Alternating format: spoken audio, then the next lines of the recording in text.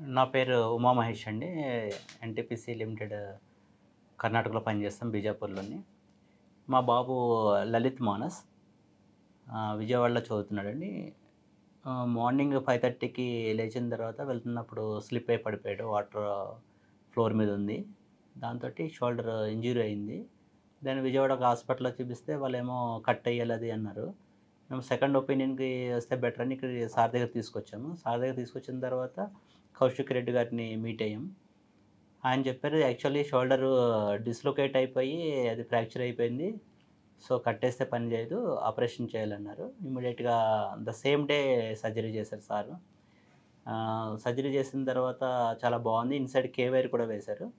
దాంతోటి 2, 3 రివ్యూస్ ఇక్కడ చూపించామండి. ఇక్కడ హాస్పిటాలిటీ చాలా బావుంది. అపోలో హాస్పిటల్‌లో. అందరూ కూడా బాగా ఫ్రెండ్లీగా మూవ్ అయ్యారు. ఇమ్మీడియేట్‌గా మా రిక్వైర్మెంట్‌ని బట్టి వాళ్ళు కూడా చేయడం జరిగిందండి. చాలా thanks to Apollo team and doctors Kaushik Reddy.